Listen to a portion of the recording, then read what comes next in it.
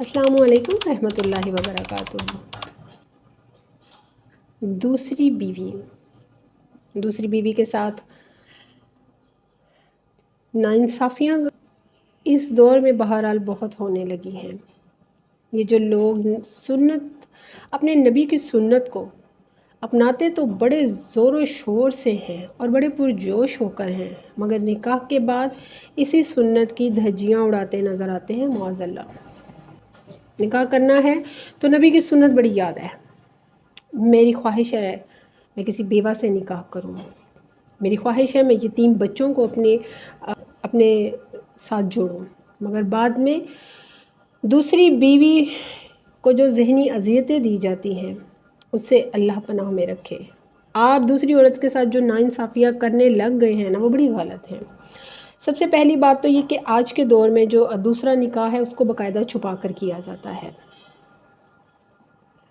اپنے گھر والوں کے ڈر سے یا بہت زیادہ شاید بیوی کی ڈر سے، مگر یہ ایک ایسا عمل ہے جس سے آپ کو ہر صورت بچنا چاہیے، چھپا کر کرنے والا۔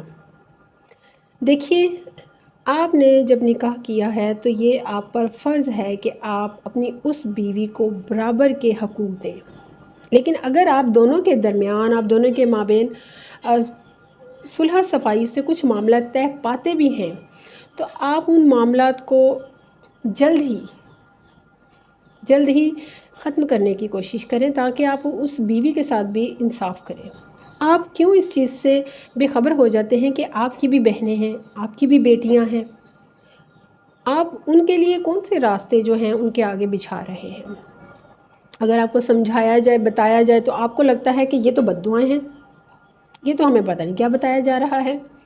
دیکھیے، دوسری بیوی کے ساتھ نکاح کر کے ایک تو اس کو ضروریات کے مقابلے میں وہ اہمیت نہیں دی جاتی، کسی حد تک تو یہ کوشش کی جاتی ہے کہ بیوی وہ ملے جو کما رہی ہو، کیونکہ میں نے اکثر لوگوں کو دیکھا جب وہ دوسرا نکاح کرتے ہیں تو یہ چیز ان کے لیے بڑی معنی رکھتی ہے کہ میں کچھ عرصہ آپ کی ضروریات پوری نہیں کر سکوں گا، میں کچھ عرصہ باقاعدہ آپ کو اس طرح سے اخراجات پورے نہیں کر سکوں گا جیسے پہلی بیوی کے کرتا ہوں، میں مسلسل آ نہیں سکوں گا، میں مسلسل رہ نہیں سکوں گا، یہ وہ اور بہت ساری ایسی باتیں بہرحال جو اللہ کے نزدیک سخت زیادتی اور ناانصافی میں آتی ہیں۔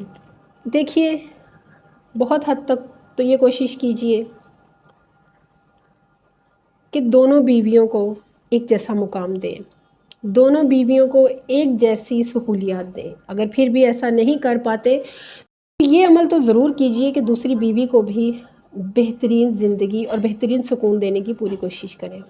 بہرحال یہ سوچ کر اس کو آپ بالکل تنہا نہ چھوڑ دیں گے، وہ تو خود کما رہی ہے، وہاں پر بچے اتنے بڑے بڑے ہیں کہ وہ رہ سکتی ہے اکیلی، نہیں، یہ آپ وہ ظلم کر رہے ہیں جو اللہ کے نزدیک سخت ناپسندیدہ ہے۔ سب سے بڑی ناانصافی تو یہ ہے کہ آپ نے چھپ کے نکاح کر لیا، پھر آپ اس کو چھپائے ہی رکھتے ہیں۔ اللہ ناانصافی کرنے والوں کو پسند نہیں کرتا، کیونکہ اللہ خود ناانصافی نہیں کرتا۔ یہ نہیں کہ جب آپ کا اپنا دل کرے بیوی کے پاس آنے کے معاملات میں بھی، یہ نہیں کہ جب آپ کا دل کرے 5 دن 10 دن 15 دن بعد تبھی آپ اس کے پاس آئیں، یہ تو بہت ہی بڑا ظلم ہے جس کی سزا بہرحال ایسی ہے کہ آپ کو ڈر جانا چاہیے۔ یہاں پر میں ایک حدیث کا ذکر کروں گی۔ حضرت محمد مصطفیٰ صلی اللہ علیہ وآلہ وسلم فرماتے ہیں کہ جس شخص کی 2 بیویاں تھیں اور اس نے برابری نہیں کی دونوں کے درمیان میں، تو قیامت کے دن وہ اس طرح آئے گا کہ اس کا آدھا دھڑ فالج زدہ ہوگا، لٹکا ہوا ہوگا۔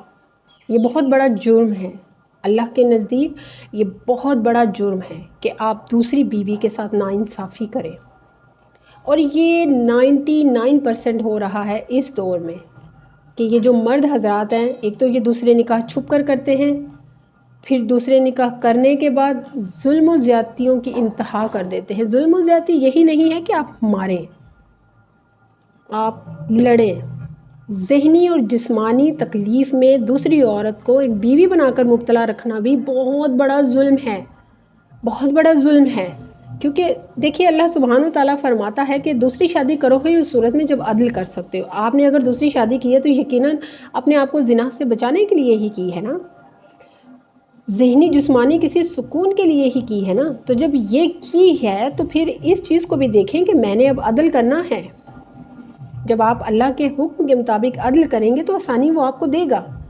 اگر آپ چھپ چھپ کر یہی کام کرتے رہیں گے تو یہ غلط ہے۔ دیکھیے آپ کے پاس 2 بیویاں ہیں، آپ ایک کو باقاعدہ ٹائم بھی دے رہے ہیں، مگر دوسری کو آپ اس قابل بھی نہ سمجھیں کہ اس کو برابری نہ صحیح مگر چند راتیں تو اس کے حق کی دیں، تو یہ ظلم ہے۔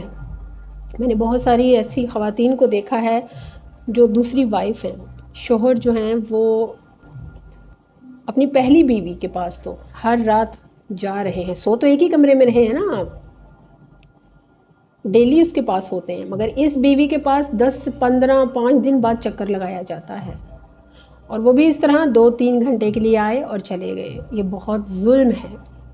اس طرح کے ظلم کے بعد بھی اگر وہ عورت خاموش رہ جائے تو پھر آپ اللہ کی پکڑ سے نہیں بچنے والے۔ کئی لوگوں کو میں نے دیکھا ہے کہ وہ جب انصاف نہیں کر پاتے تو دوسری وائف کو طلاق دے دیتے ہیں۔ یہ تو بہت ہی بڑا ظلم کرتے ہیں نا، بہت ہی بڑا ظلم کرتے ہیں، اور یقین کریں پھر اس ظلم کی زد میں ان کی اپنی بہنیں اور بیٹیاں آتی ہیں۔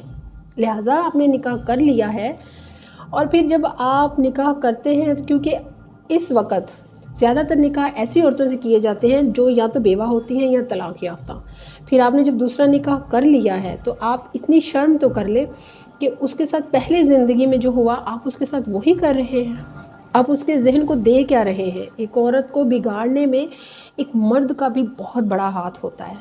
آج اگر عورت جو ہے وہ بے حیائی کی بلندیوں پر کھڑی ہے نا، تو یقین کریں اس کو وہاں تک پہنچانے والے مرد ہیں۔ میں نے کئی ایسی عورتوں کو دیکھا ہے جو دوسری طلاق کے بعد بھی سوشل میڈیا پہ بھرپور طریقے سے کھل کر آتی ہیں، جو کہ ہے تو غلط، مگر یہاں تک ان کو پہنچانے والے کون ہیں؟ یہ مرد جو ناانصافی کرتے ہیں۔ دوسری شادی کر کر بھی اس عورت کو بھی عورت سمجھنا، بیوی سمجھنا، یقین کریں یہ وہی کرے گا جو نسلی مرد ہوگا۔ یہ وہی کر سکتا ہے جس میں اللہ رسول کا خوف ہوگا، جو واقعی ایک مرد کا بچہ ہوگا، جو واقعی ایک مرد ہوگا نا، وہ دوسری شادی کر کے اس عورت کو بھی دوسری عورت کو اذیت اور تکلیف نہیں دے گا۔ اور اس پر غور و فکر کرنا چاہیے۔ اس پر ہمیں چھپ چھپا کے شادی کا انجام تو بہرحال یہی ہوتا ہے، مگر وقت کے لحاظ سے بہت سارے نکاح ایسے بھی میں نے دیکھے ہیں جو چھپ کر بھی ہوئے ہیں مگر ماشاءاللہ سے بہت اچھے ہیں۔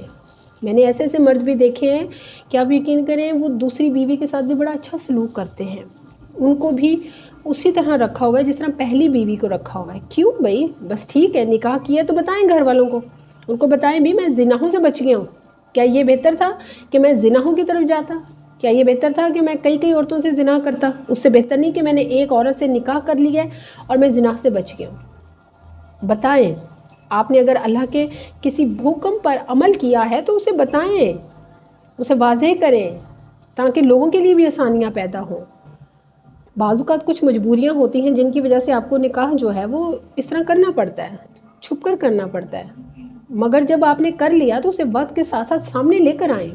یہ ضروری ہے کیونکہ اس کا سامنے لانا ضروری ہے، جبھی آپ انصاف کر سکیں گے۔ جب تک آپ اس کو سامنے نہیں لاتے نا تو پھر آپ بدعدلیاں، ناانصافیاں ہی کرتے چلے جائیں گے، زیادتیاں ہی کرتے چلے جائیں گے۔ پہلی بیوی کو بتانا ضروری ہے، اجازت لینا ضروری نہیں ہے۔